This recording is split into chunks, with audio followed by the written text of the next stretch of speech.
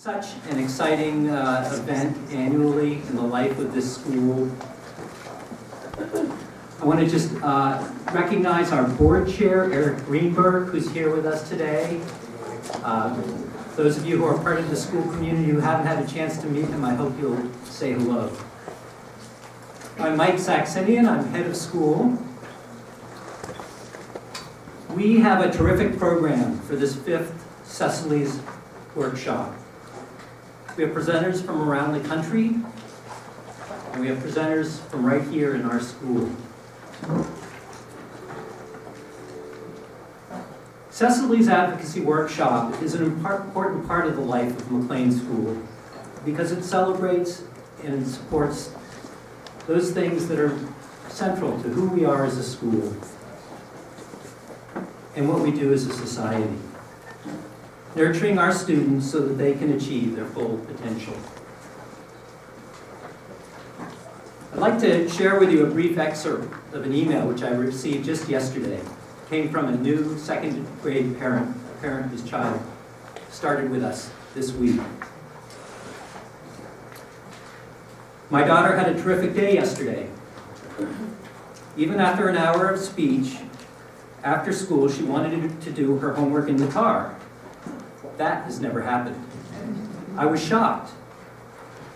She was in such a better mood and talked about a possible play date and a possible birthday party and PE and art and everything. We were really thrilled. It was like day and night in this child. Thank you for bringing her back to us. This is why the work that we're all doing in our professional and personal lives is so important.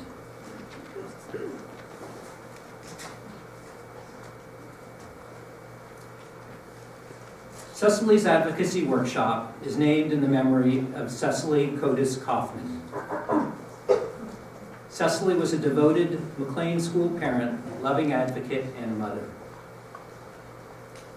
Cecily was an inspirational member of the McLean School family. She was a dedicated parent on the Parents Association Executive Board, and she chaired the annual McLean School Book Fair. Cecily left her mark on the hearts of all who knew her by her selfless, giving spirit. Her devotion to her children, Ben and Rachel, and to the McLean School community continues to inspire us all. It's now my pleasure to introduce Cecily's husband, Joel Kaufman, who will introduce our first keynote speaker.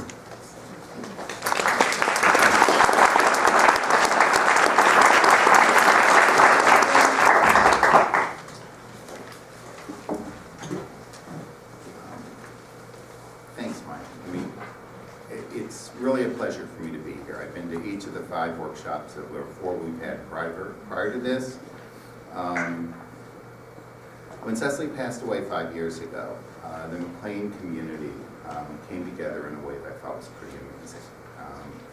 In addition to giving us a very nurturing, essentially protective cocoon for both Ben and Rachel and myself, the Parents Association and the school decided they wanted to do something to honor Cecily's memory. And they wanted to do something that would give back to the community, that would give all of us resources that we could use to better support our children. And I know if you're here, you know that when you've got kids who are slightly out of the mainstream, who think a little bit differently, who learn a little bit differently, who approach school a little bit differently, and life a little bit differently, it's not always easy. And whatever help we can get is welcome. And I know that every year that I've been here, I've learned something new. But it was important that first year to get a speaker who would set the tone for the workshop, both for that year and for the coming years.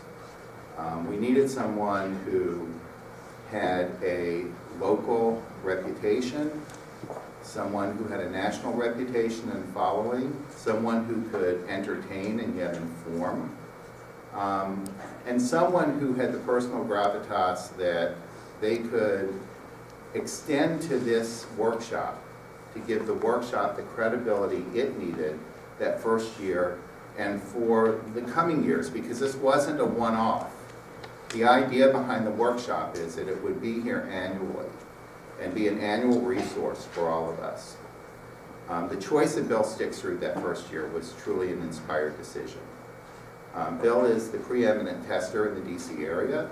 He has a national following and recognition as an expert in multiple fields. He is entertaining as all hell. And on a personal level, Bill has tested both of my children, and both Cecily and I look at Bill as a personal friend. 5 years ago, when we started this workshop, we had 125 people show up, mostly parents. This year we were sold out.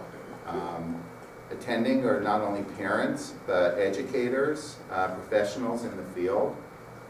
This has become the go-to resource for all of us who are dealing with ADHD and related issues and learning issues with our kids. That success was the result of a lot of hard work and effort by so many people, all right, over the years.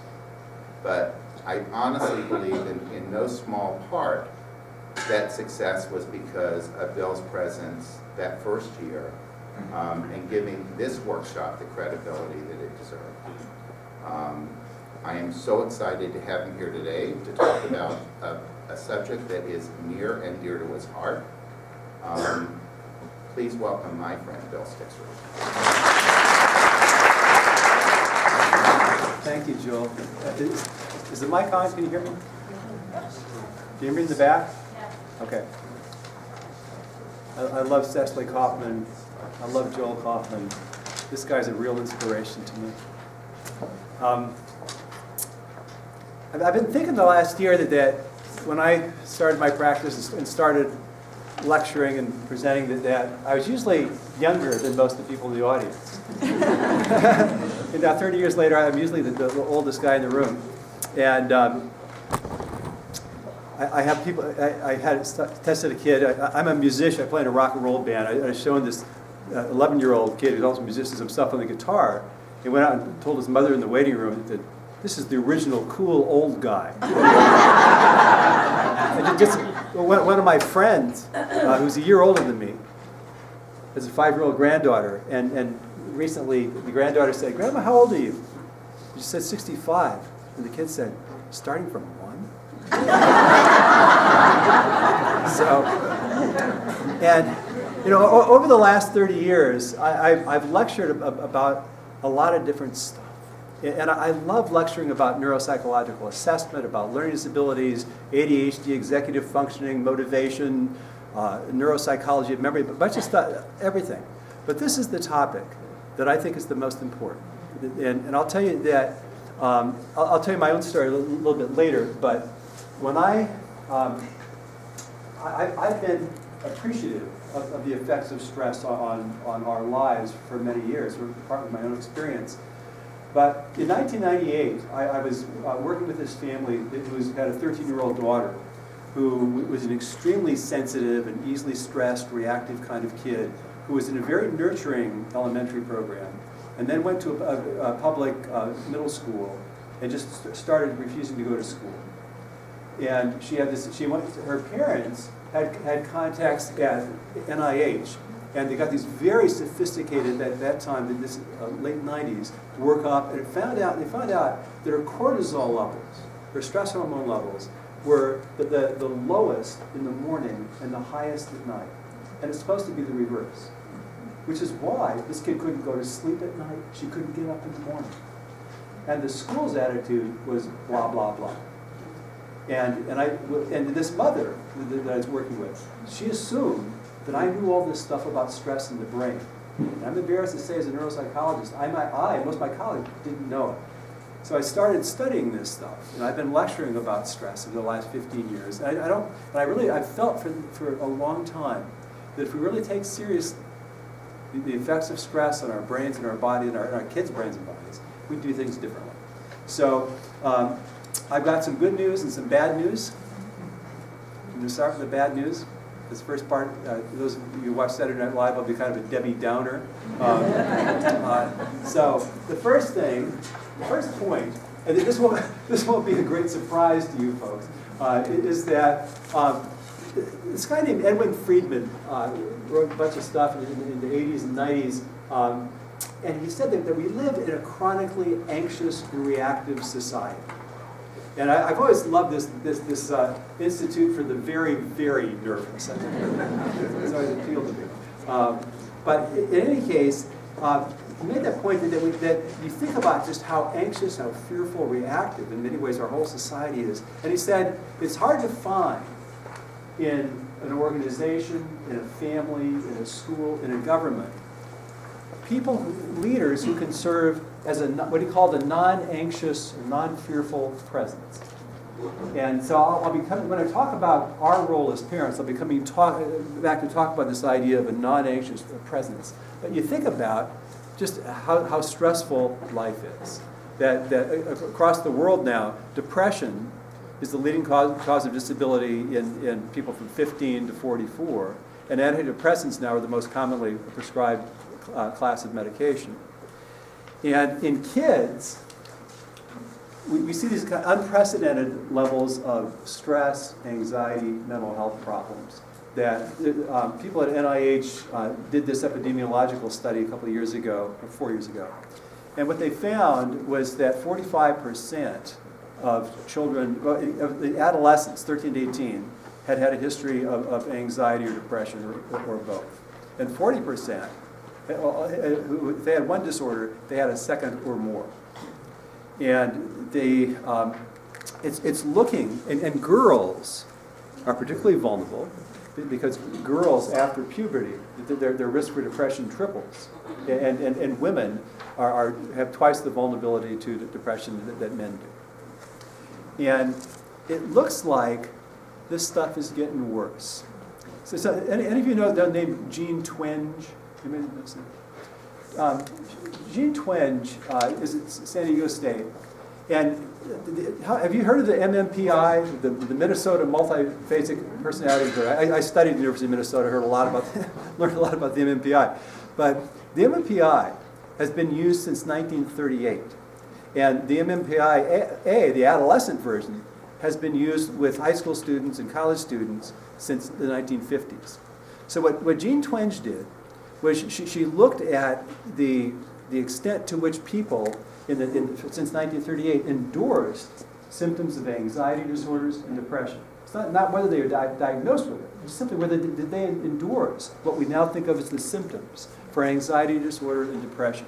And what she found was that kids in the 2000s were 5 to 8 times more likely to have an anxiety disorder or depressive disorder than even kids living at the height of the Great Depression, kids living during World War II, kids living during the Cold War. And it looks like that anxiety, depression, these things are affecting younger and younger children. A couple generations ago, people thought that the average onset for depression was about 34 or 35. Now it's about 14. Anxiety disorders, average onset is 6. Probably because separation and anxiety disorders starts so early. And I'll tell you that I saw a girl once who was 4, and depression ran in her whole family. And when she was 4, she told her parents she didn't want to live anymore. And they put her on medicine, got her in therapy, and I evaluated her when she was 5. And it was like a different person. She was strikingly, with therapy medication, she was strikingly better. She was fun. She was really kind of effervescent. And I worked with her, and but at that time she'd seen a lot of mental health people. So I worked with her for an hour and gave her a break. Took her out to the waiting room, and she told her mother, "He's talented." More recently, coming back to this getting older part, I went to get a girl who's one of my colleagues was testing, and I was supposed to spend some time with her too. So I went to get her, and I walk into the room, and she turns away and looks at the wall and doesn't look at me. And I said, it's not so bad. Come on. So we're walking down the hall, and she's 6 years old. And she mutters to herself, "This is going from bad to worse." It actually went well. And it turns out that this gal named Sunya Luther was studying mental health problems in kids who grow up living below the poverty line, which are pretty significant. And she was, as contrast to control groups, she was looking at affluent kids. And what she found was the affluent kids were quite a bit more likely to have certain problems, including anxiety, depression, chemical use, self-injury, than poor kids. And some of you may know Madeline Levine's book, The Price of Privilege, which popularized this notion. And the hypotheses are that a lot of kids in affluent areas, they feel continual pressure, and they don't feel as close to their parents. And there's an inverse relationship between income and closest to parents. And I think that those of us who live in an affluent, extremely stressful, busy life, we need to think about this piece. And there's also concerns, there's concerns, I'll say first, about just character and moral development. There's a recent CNN poll that found that 75% of teenagers said that they engage in serious cheating. And 50% said, copying from the internet, it's not cheating. And there's a lot of concern about kids, especially with this age of the social networking, Instagram and this stuff, that kids developing a false self and not really being much more preoccupied with their online self than what's inside. And in college, people have been, in the last 10 years, people have been writing about the college mental health crisis. In many of the kids, the really fast-paced elite schools where you see tons of depression and anxiety, that the idea is, well, if they get into a really elite school, it'll be worth it. Well, you look at the mental health situations in elite colleges, it's not pretty. There's a study 5 years ago, undergraduates, almost 20%, about 18% of the undergraduates at Cornell and Princeton had a history of self-cutting or self-burning. And almost none of them had a diagnosis of any kind of psychiatric diagnosis. It was just a private stress management tool. And what I'm suggesting is that the kind of work you're doing here, Mike, the kind of stuff that I'm interested in, it's a better alternative than self-cutting or self-burning. And that we know that there seems to be increases in other disorders that are partially caused by stress, but also we know are exacerbated by stress. ADHD, autism, eating disorders. And I will say that I love working with kids in the autism spectrum. I saw this kid recently, she was 8, and really smart. And she looks over and sees a picture of me and my daughter at her wedding. When she's in a wedding gown, I'm in a tuxedo. And the girl says, "You got married?" I said, "Yeah, I did a long time ago." She said, but that's my daughter. And she said, "You married your daughter?" A couple of years ago, I went to, I tested this girl, she was 16 at the time, and I initially tested her when she was 5. And she had autism, and I hadn't seen her in 11 and a half years. And I go out to get her in the waiting room, she comes up, she shakes my hand, she said, "I bet you can tell I've really been working on making eye contact." It's the first thing I noticed, Incredibly interesting, fun kid. And I will tell you that I'm just working on a chapter now, a book chapter on school reform with the brain. And you think about most of the reforms in public schools now, they're created by people who either don't care or don't know anything about the brain, in terms of having kids spend more instructional time, less movement, less play, all this stuff, that as if you can just cram more and more stuff into people's hands. So the kind of whole person initiative you got to go into the school, Mike, this is so important and so in line with what we know about the way the brain works. And my feeling is that something's wrong with this picture. In the sense that human beings didn't evolve to be chronically tired and stressed. They just didn't evolve. Our stress response evolved to be turned on quickly and suddenly to deal with a predator and then be turned off quickly. And we evolved to sleep when it's dark and be awake when it's light. And let the sunlight wake us up. And most of our serious problems, and I have to make this point when I talk about technology, most of our serious problems, in my opinion, they're stress-related problems. And they aren't problems that we can solve by getting up earlier or working harder, or they aren't problems that a newer app can solve. They're internal problems. And so many of the solutions, this is the killer for me, so many solutions to the problems seem counterintuitive. I mean, what we know, for example, you take some period of time out of your day, and you close your eyes, and you meditate, apparently doing nothing. You're so much more productive. Your brain works so much better. You have preschool kids, and you have them a structured play program. They make better academic progress than if you teach them a bunch of academic stuff. We know that across the world, kids learn to read better if you wait till they're 7 than if you try to teach them when they're 5.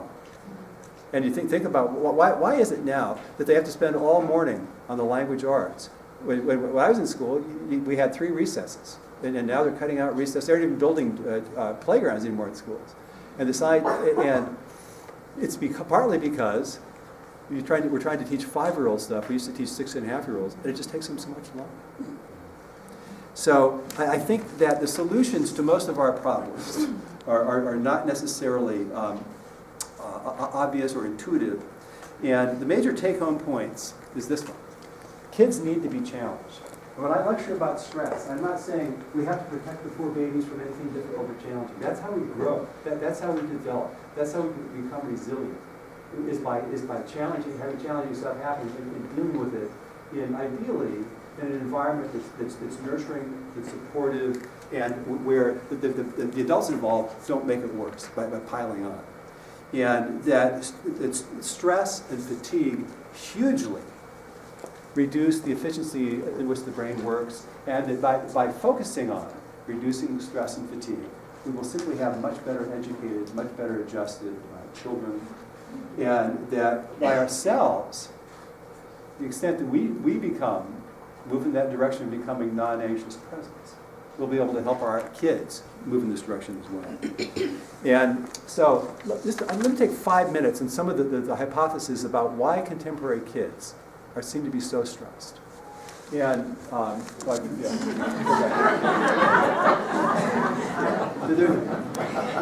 narcissism is up at the highest levels in 30 years as well. Some people relate to technology. So the first one is chronic fatigue. And that we sleep something like, adults sleep like something between 2 and 3 less hours a night than people did in 1900. Kids sleep a couple hours less per night than they did in 1960. So that's one hypothesis. And that Mary Karskadin, the world's leading pediatric researcher, says while even school-age kids are familiar with the food pyramid, virtually no child is taught about the life pyramid, with that sleep is in space. So that there's stuff like increased academic competition, that people think that the preoccupation with standardized testing, the sociological factors, the kind of breakdown of the family, people don't have family dinners anymore, people have less social networking than social networks than they used to. Some people talk about environmental factors like toxins, and this Jean Twain show I mentioned.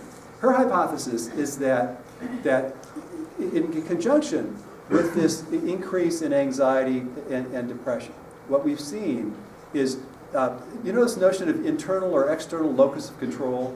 So the idea is that if you have an internal locus of control, you have this confidence that I can make my life, I can influence my life, I largely control my own destiny, as opposed to feeling kind of that I'm at the whim of external factors. And what she found is that over the last 70 years, people have become increasingly, adolescents and young adults become increasingly externally oriented, more concerned about how they look to others, about material things, than internal things.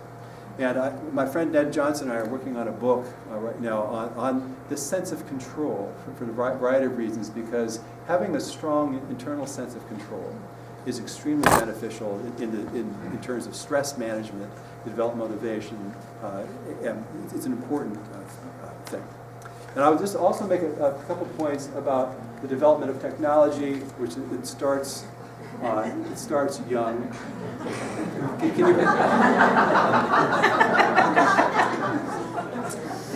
yeah.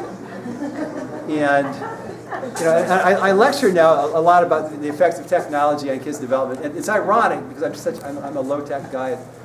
When my kids were little,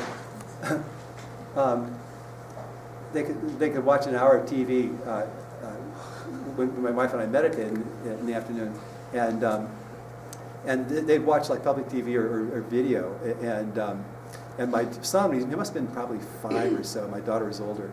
He went to a friend's house and they watched TV.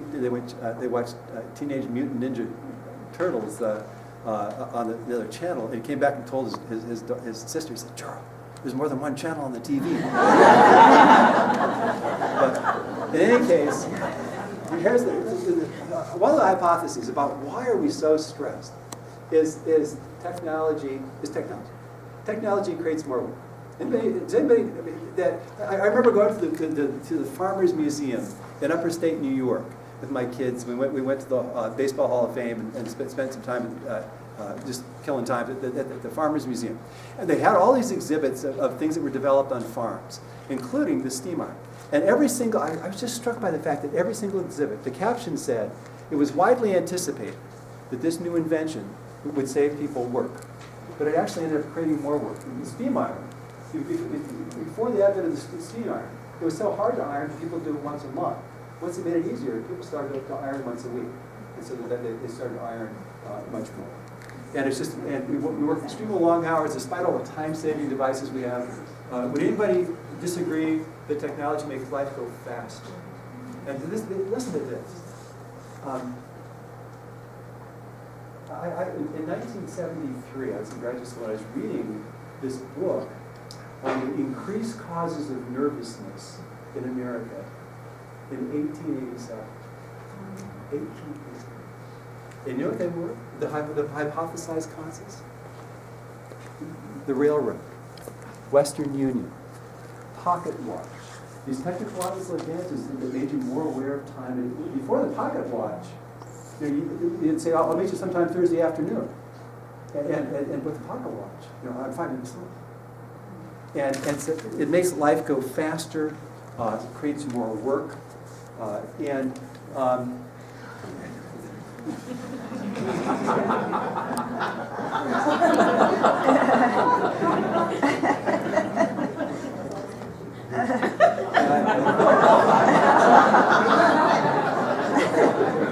So, and this is really one of the really interesting things in the sense that certainly the opposite of mindfulness is multitasking. And the meditation tradition that I've been practicing, the teaching is don't divide the mind. And what we know about multitasking is this: you can't really do it. I mean, in the sense that you can't pay attention to two things at once. So you can drive and listen to the radio as long as you don't have to pay attention to your driving very much.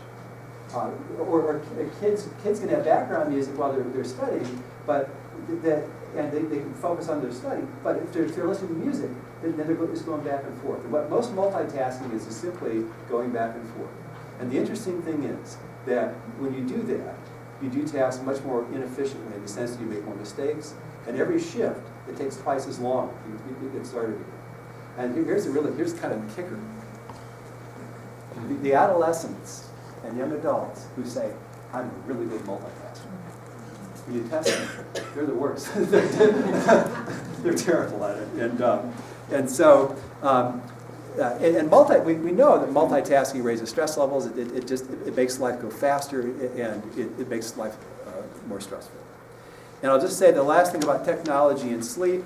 The great challenge now, 87% of kids adolescents who have cell phones, sleep with them turned on so they can text during the night.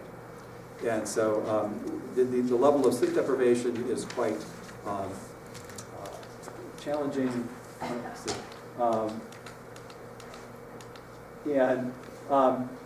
Regarding technology, let's make this last point. Larry Rosen has written a lot about how technology affects kids, and he makes the point that we can no longer ask our children to live in a world where they're immersed in technology in all parts of their lives except when they go to school.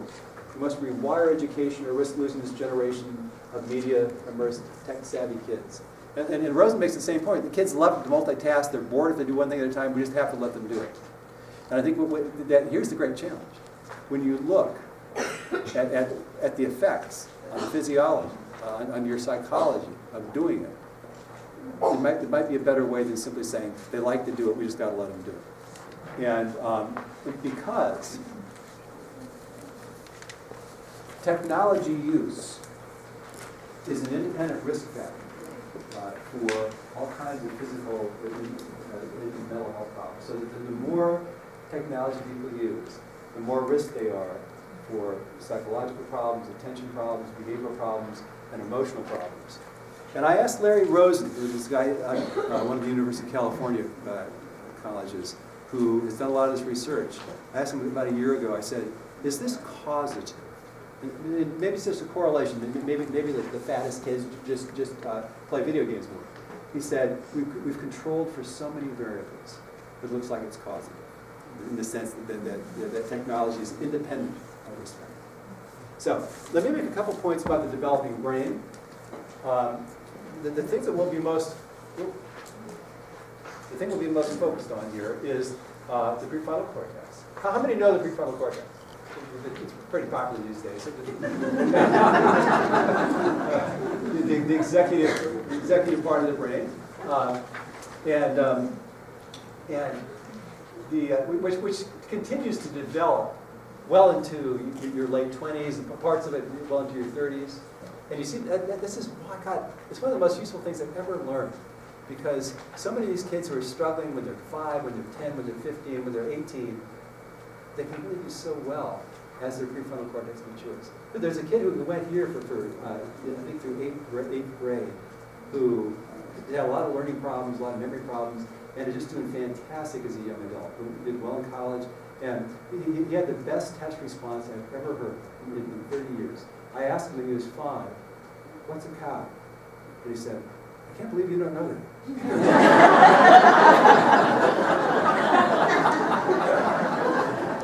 So the second brain structure we'll focus on here is the amygdala. How many know the amygdala?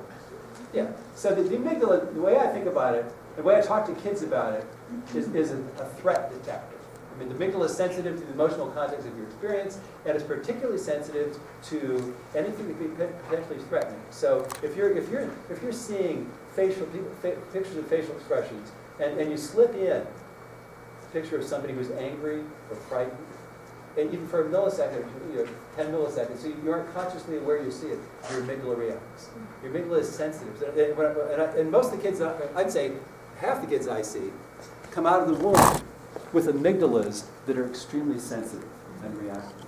And they're more easily stressed. The amygdala is picking up more threat than is the case for most people. And we know that part of what meditation practices do, I think both TM and mindfulness, is increase the ability of the prefrontal cortex to regulate the amygdala. And the other part that we'll talk about just for a minute is the hippocampus right here, which is your major memory center.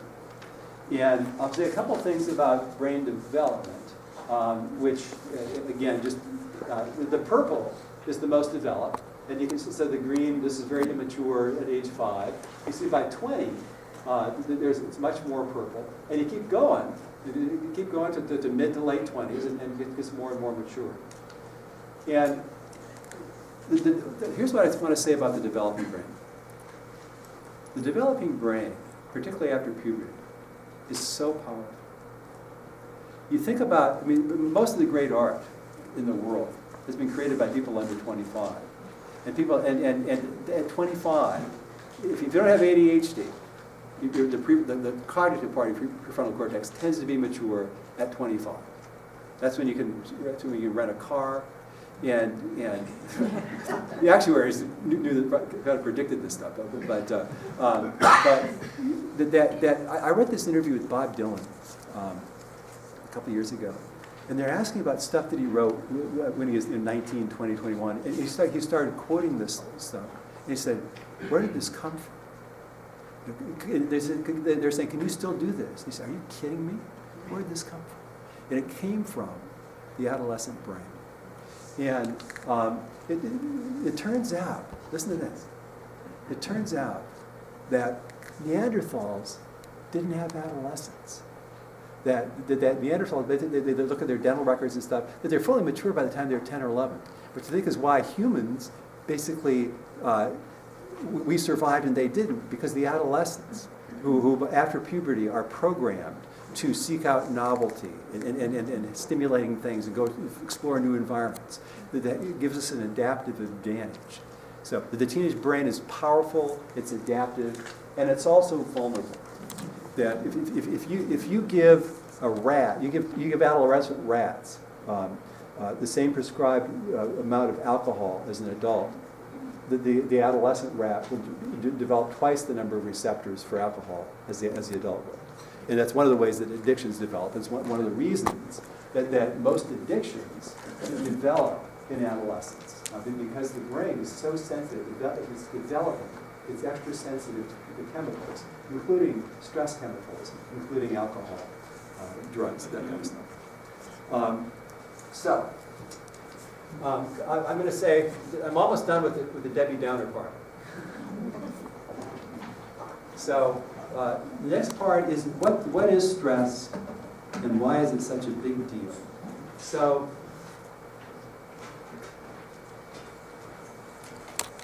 the amygdala senses threat and will initiate the fight or flight response and involves the sympathetic nervous system and also what they call the HPA axis, the hypothalamus and the pituitary, and the adrenal, and the adrenal gland is where you get adrenaline and cortisol, major stress hormones.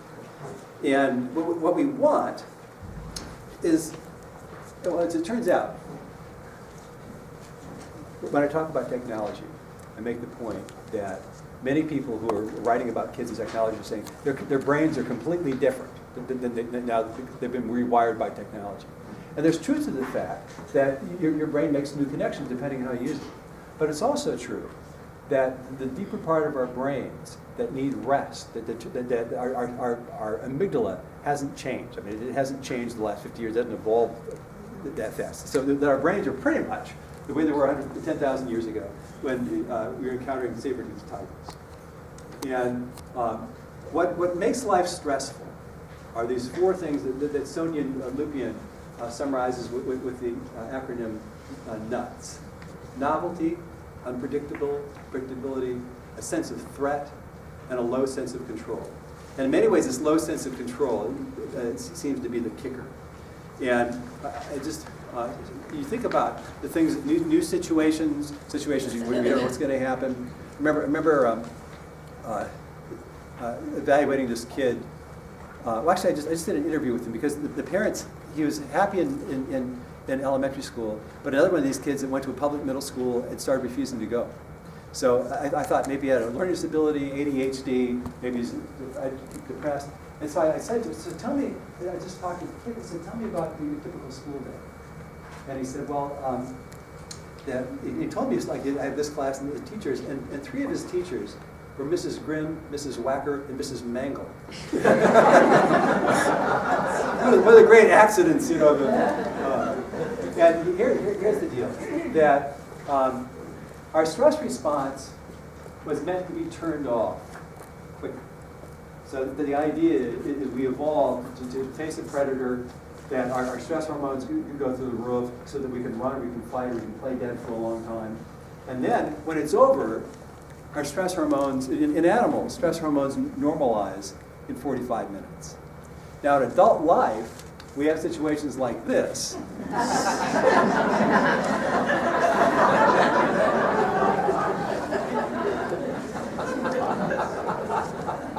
Where we can keep a stress response turned on for a long time. And what we know is that chronically elevated stress hormones are always harmful. So that's the key to adult life, and we can generate the same volume of stress hormones by just through psychological stress, by being anxious about something, by just anticipating something stressful happen. We can turn on the stress response and keep it turned on for a long time. And now, one of the things stress does is it makes it really hard to learn. And that's why in school environments, if we take this seriously, one of our highest priorities is we go from, here's all the stuff we need to cram into kids' heads, into how do we allow their brains to work more efficiently, in my opinion. Now, I had the experience, I started to get really anxious. I was always kind of anxious as a kid, but I started to get really anxious in my early 20s. And it impaired my ability to function in school. But I got through college well enough. I got myself into the top doctoral program in English literature at the University of California, Berkeley. And I went down to Berkeley, and I flunked out after 6 months because I didn't turn in a single assignment. And I didn't, in part because I was so stressed that I couldn't concentrate for more than 10 or 15 minutes at a time. And I'd do some of the assignments, but I was insecure enough that I didn't turn them in. And luckily, 2 people said to me, "You're the most nervous person I've ever met during this group." And luckily, one of them said to me, "If there's anybody on this planet who needs to learn to meditate, it's you." And so I did. Well, before I did, I went back home to Seattle with my tail between my legs after I flunked out of Berkeley. I got a job typing. I got fired from that job. I wasn't that bad a typist, but I just think I was just so anxious and uncomfortable to be around that I got fired. And this is one of the low points of my life. But I learned to meditate, so I got a job in a warehouse. I'm hauling boxes in a warehouse and filling orders, and I've been there about, I guess, 6 months. But I've been meditating. After I've been meditating for about a month, my foreman came up to me. And he's a little bit older than I was. And he cornered me, he said, on a break, he said, "What do you want?" And I thought, I said, "Is he a narc?" And I said, "Why?" He said, "When you started here, you're the most nervous person I've ever met, and now you seem so calm." And I thought, well, I've been meditating from it. And so, for me, I had kind of an immersion experience in stress and the brain, stress and learning. And I remember after I'd been meditating a couple months, I could sit and concentrate and read a book for 2 hours at a time, as opposed to having to distract myself every 10 or 15 minutes. And the reason this is that your amygdala can't tell the difference between a predator and being late for work or a sick kid. The amygdala doesn't think. And so our stress response evolved so that when we're stressed, what would happen? One of our ancestors had in the face of a saber-toothed tiger, had stopped to think, well, what should I do? What's the best way to try to think logically? You get eaten, right? So what we've evolved to do is respond instinctively. And what happens when you're stressed is that your prefrontal cortex runs on dopamine and norepinephrine, these neurotransmitters. And Amy Arnstein calls the prefrontal cortex the Goldilocks of the brain, the sense that this mix of dopamine and norepinephrine has to be just right. And you think about how easily it is for your attention to get disrupted. That if somebody looks cross-eyed at you, many of us, it was hard to focus for the next hour. And it's because what happens is that when you're stressed, your brain gets flooded with dopamine and norepinephrine. And basically your frontal lobe goes over, and so that you can respond instinctively. So we don't want people who in schools to be highly stressed. And certainly any kind of school reform that results in the kids feeling more stressed, and the teachers feeling more stressed, the administrators feeling more stressed, are by definition going to fail because their brains aren't working. Now, and we know that stress undermines not only attention, but what current research suggests are the three core executive functions: inhibition, working memory, cognitive flexibility. And most of the kids I see have some trouble with all three, a lot of them with the inhibition. And I was just laughing with a friend of mine about this kid we saw 25 years ago when we were colleagues, who, 11-year-old kid, Catholic school uniform, say, tell me all the words you can think start with A. Within about 10 seconds, he said, ass, asshole, asswipe, ass monkey.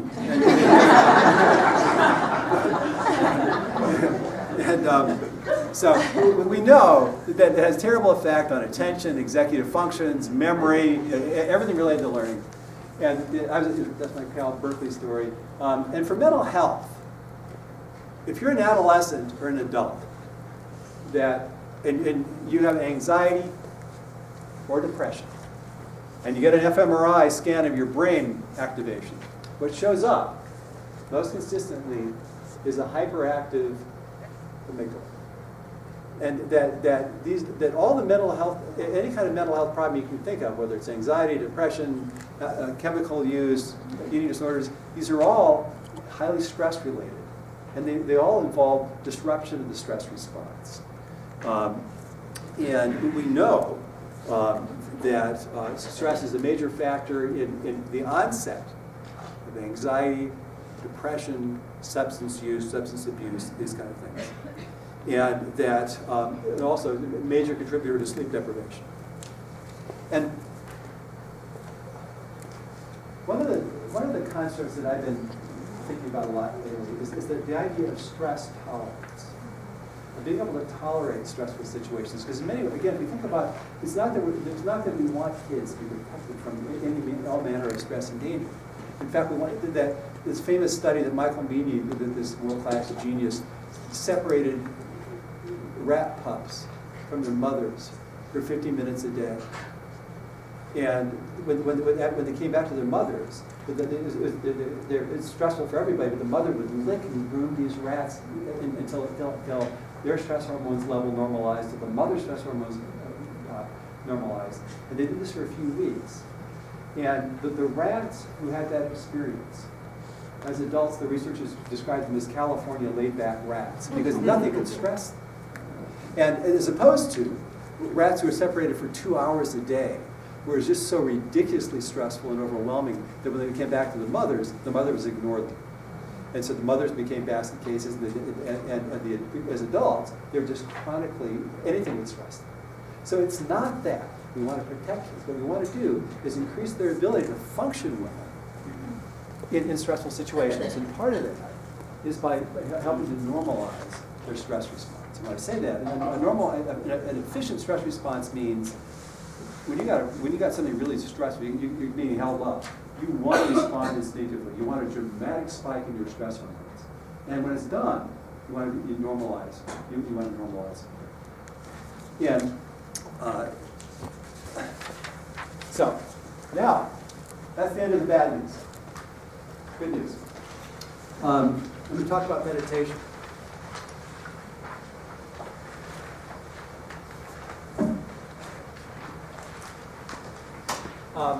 The two most popular forms of meditation these days are mindfulness meditation and transcendental meditation. I've been practicing transcendental meditation for 40 years. I know a lot about it, and I'm very appreciative of the quite incredible research on mindfulness. I don't practice it myself. I don't know a lot about it. So I'm just going to tell you what I know about. And Susan will be talking this afternoon about mindfulness in her in the afternoon. Somebody who knows much more about it than I do. John Kabat-Zinn probably has done as much as anybody to get the use of mindfulness in the schools, the mindfulness-based stress reduction. And mindfulness, and I'll let Susan elaborate on this, but the practice, as many of you know, it involves maintaining awareness, of your thoughts and emotions in a non-judgmental manner. And transcendental meditation is a different kind of angle where the idea is that we have all these conscious thoughts, and as our mind starts to quiet down, we'll start to have our thoughts become more vague, less distinct. We'll start to have fewer thoughts, and eventually, at times, we'll have experiences where we're very deeply relaxed, and we'll be awake inside, but not thinking about anything in particular. That will have what they call pure consciousness or pure awareness, and so there's not in TM, there's not an effort, there's not an intention to maintain awareness. In fact, you start thinking a mantra or a Sanskrit sound, and the mind goes, you let the mind go where it goes. And another way that's often used in TM is a bubble diagram, where the waves on the surface of the ocean can be 100 feet high, and yet the ocean's a mile deep. At the bed of the ocean, it's completely still. And so the idea is that the mind is the same way, that we spend most of our time, most of our wake time, with our mind active. It's hard not to, you ever tried to stop thought? I mean, we tend to be very active. And with TM, you introduce you think a mantra without any effort, you gently think this down, and the mind starts to quiet down and starts to settle down, and thinking becomes less distinct, as I say. And eventually, many people report is having this experience where they're so silent inside that there's no, they're not thinking about anything particular, they're just awake inside. And then when they're experiencing that, they aren't aware of it, because they aren't, otherwise they'd be thinking about that. It's when they were there, they came back out of it, why, that's where I was. And so, I'll tell you, the TM, when I first got into this stuff, I'd see all these studies, it's good for this, and it's good for this, and good for this, and good for this. It's not, oh yeah, good for everything, right?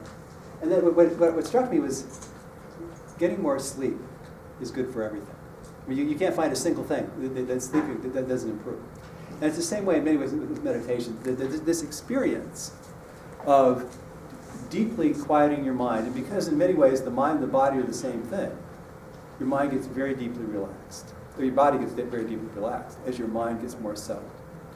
And two of the mechanisms that people think are account for the fact that meditation produces such a wide range of benefits. One, in TM, the first study ever done in TM, they found that people, after meditating just a few minutes, their oxygen consumption would go down by 16%, whereas it goes down by about 8% at the deepest point of deep sleep. So that in some ways, some physiological measures, deeper state of rest than deep sleep after just meditating for a few minutes. And so one of the mechanisms is this deep state of physiological rest. And we know from when you sleep that rest allows for the release of stress.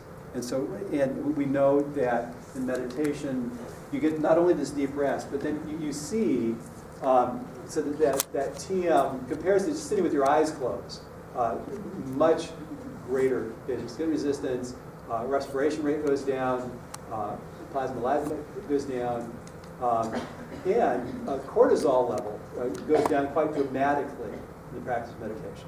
So one mechanism is simply this deep rest, which allows for the release of stress. The second is what they call EEG coherence, and which means that you look at the electrical activity of the brain, and as you meditate, you start to see the synchrony across the hemispheres in the front of that part of the brain. And what happens is in the alpha rhythm, the peaceful rhythm of the brain, one of the peaceful rhythms, that you'll see this coherence start to develop in the back, and then it spreads to the front. And this is a map of this stuff, where that typically if you're awake, your eyes wide open, you won't see, the brain kind of is not very well connected. You close your eyes, your mind gets quieter, and you start to see that these lines mean that parts of the brain are communicating with each other. They're starting to correlate with each other. They're functioning, the signatures in the EEG look similar. And with TM practice, this is the back top of the brain, this is the frontal cortex. You have all this dramatic integration. The brain starts to work as a coherent whole, which is probably part of the reason why people universally report when they meditate that not only that they feel calmer, but they feel better organized. My brother-in-law used to refer to it as like taking a vacuum cleaner to his brain. And I think that is referring to this kind of orderliness, it's increased orderliness. And I will mention too that I mentioned in the outline, there's all kinds of research coming out now that's documenting the effectiveness of TM as well as in mindfulness with children and teenagers. And I'll mention a couple other things too. Research on TM dramatically, it normalizes high blood pressure as well as medication. And it's one of the few things that have been found that will actually affect all three aspects of the metabolic syndrome: obesity, type 2 diabetes, and high blood pressure. And it's another window on kind of this promotion of wholeness. And interestingly enough, there are people who blame the self-movement, the self-esteem movement in the 1990s on this increase in depression and anxiety. The idea was that you're saying you're so special, you're so wonderful without having to earn it. It doesn't have such a good effect. But it still turns out that self-esteem is the best predictor of the health of your hippocampus, your major memory center. It's the best predictor of mind. So it's a good thing. It's just that you get there. You don't get there by saying you're so wonderful. You don't have to do anything. You get there in part by promoting competence. And in part, the TM actually increases self-esteem. And interestingly, it increases that internal sense of control. Now, even though in TM, you make no effort to control it. In fact, it doesn't work if you try to control the process. You just kind of let it go. But that process increases that internal sense of control. And I think it's in part because when you do it, you start to have more confidence that I can roll the punches, that I'm not going to feel overwhelmed. And so there's a lot of good things. And there's a lot of very impressive research. This is really interesting too. There was a study done 6 or 7 years ago where they recruited people like me who've been practicing TM for 30 years, and they had to put their hand in really hot water. They didn't have to go to the emergency room, but it was hot enough to be really painful. And what they found was that people who've been meditating for 30 years, they looked at brain reactivity to the pain. What they found was that there's 50%, 40 to 50% less brain reactivity to pain in the meditators. Now, what they said, how long, but let's teach, then they taught TM to the control group. And they said, how long will it take the control group to have the same response? It took about 4 months. And they had 40 to 50% reduced response of the brain to pain. Now, one of the really interesting things is that it's looking like the brain systems that mediate social pain and emotional pain, feeling rejected, feeling left out, are the same brain systems that mediate physical pain. Which is probably one reason why when people de-stress and increase clarity, that you see mood elevates, people feel less anxious, in part because they become less reactive to stress, in part because the brain simply doesn't react to it as much.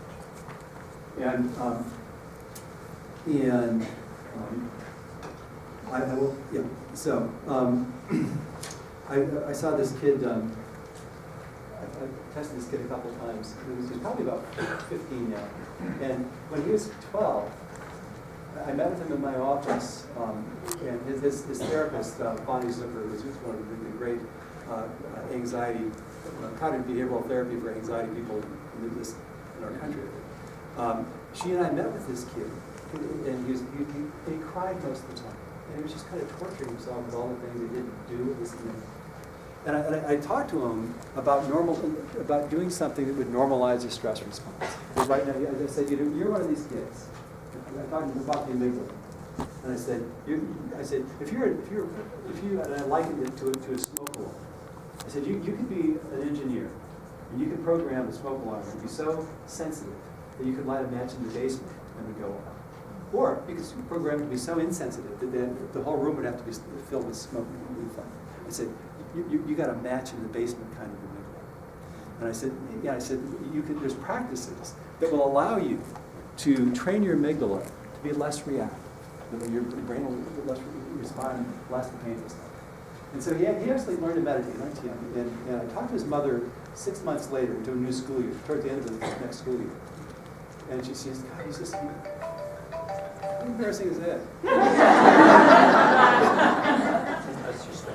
Yeah.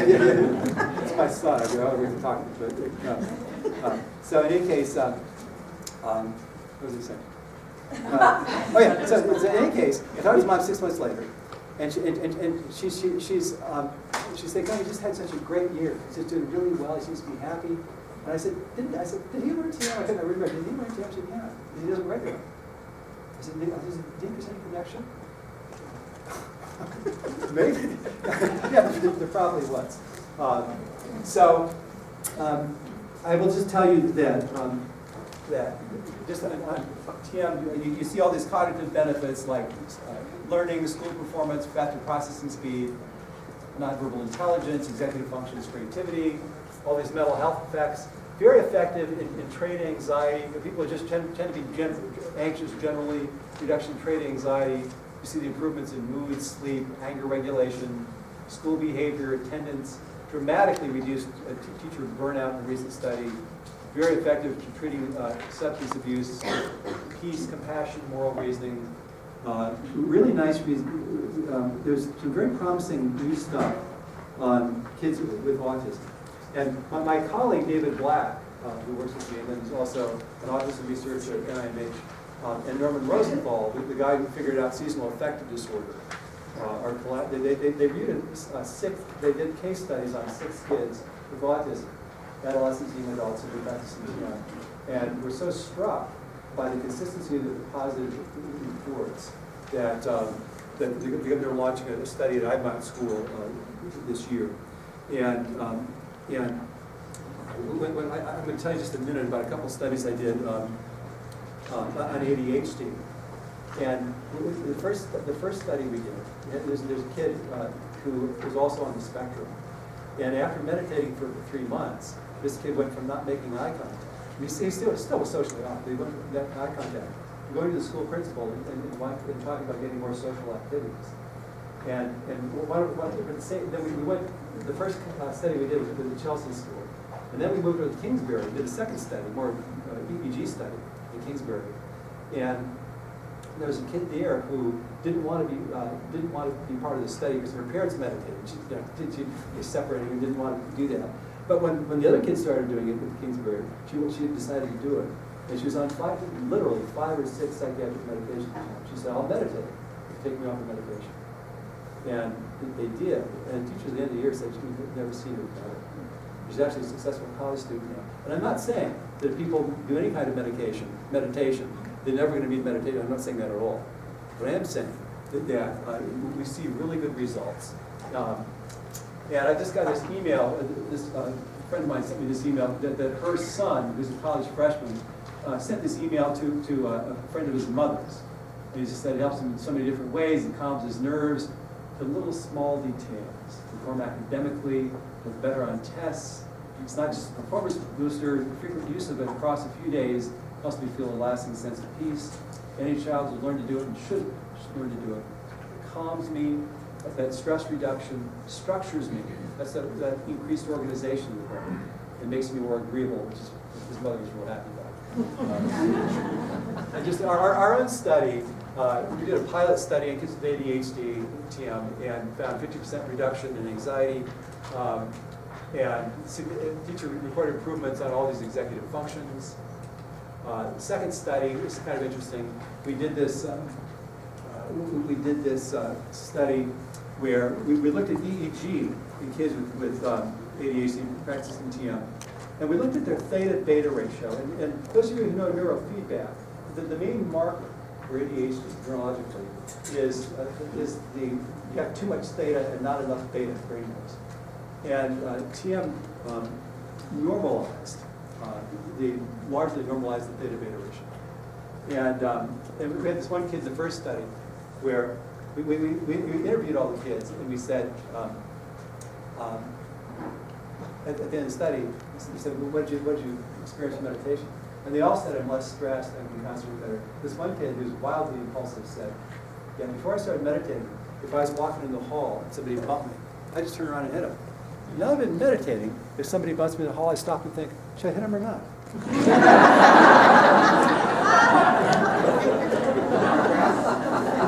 There's a kid in the control group, the second study, who changed schools and so didn't learn until he was 3 or 4 years older. But he was so impulsive, and his poor inhibition manifested in part as talking real loudly. And he came to my office for a neurofeedback therapist for a year. I could always hear him because he talked so loudly in the waiting room. And then the neurofeedback therapist started her own practice, so we went with her. And she rented space from a psychologist who didn't work with kids and didn't like kids very much, apparently. So this kid, who's 14 years old, is talking real loud in the waiting room the first time he goes to see this the neurofeedback person. And the psychologist comes out and says to the kid, when you come here, you're going to have to be quiet. And the kid said, if I could be quiet, I wouldn't have to be here.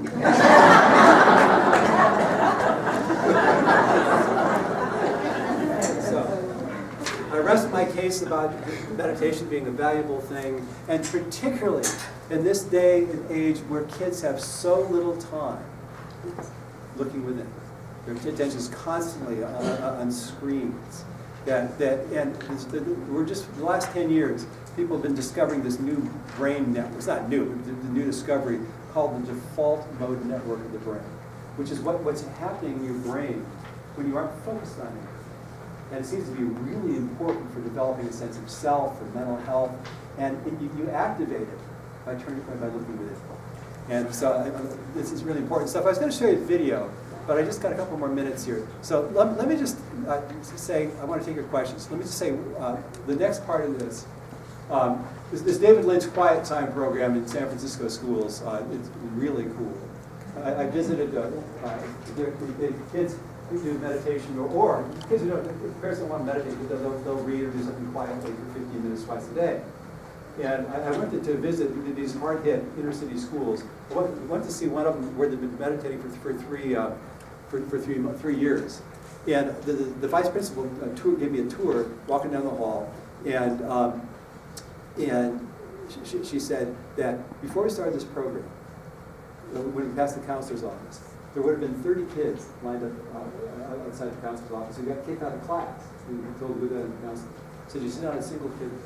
It's so dramatic what this practice can do by de-stressing and allowing the brain to work in a better way. And I'm doing a lot of work at the David Lynch Foundation supporting these programs. And the last thing I'll just say is there's a lot of stuff that I'm recommending to parents in the last part of this outline that I'm having some questions about. And I'll just say this. I think this idea of thinking about ourselves and moving in the direction of being a non-anxious presence for our life, for our kids, is really a cool idea. Because you think about it, if you've got an infant, it's really hard to soothe an infant that's upset if you're upset. If you think about it, you got a kid who didn't get invited to a party or who's being bullied. If you get really mad and upset and scared, it's hard to really help the kid. You got a teenager who bombs a test and you jump all over it. It's probably not the most helpful way to help the kid understand himself and understand what he or she needs to do better. And I just think that it's a good reason, in my opinion, to practice meditation or mindfulness or both. And I think also, I'll close at this point, that these practices increase this internal sense of control and a sense of autonomy. And I think as parents, we want to give kids, we really want to support this development of a sense of autonomy. This is their life. We want it, as opposed to being the constant taskmaster or police, think of ourselves as consultants.